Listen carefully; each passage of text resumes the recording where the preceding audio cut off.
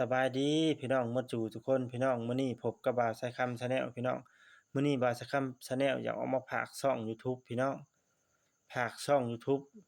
ชื่อช่องบ่าวไซคัม Channel พี่น้องฝากเนื้อฝากตัวนี่เด้อพี่น้องฝากกดติดตามมานี่เด้อพี่น้องเด้อให้เข้าไปเซิร์ชอยู่เบิ่งในยูทูบพี่น้อง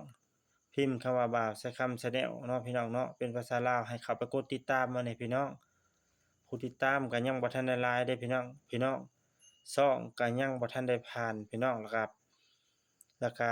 ทางเพจของพ่อค้าเองเนาะหรือว่าเพจของบ่าวสายคำ Channel เนาะ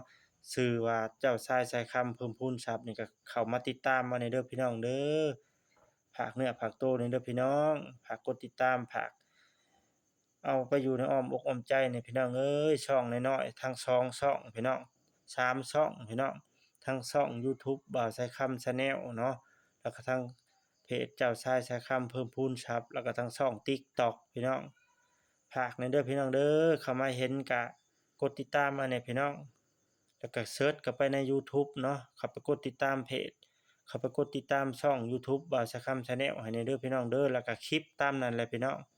ติดตามเบิ่งได้พี่น้องขอบใจเด้อพี่น้องเด้อ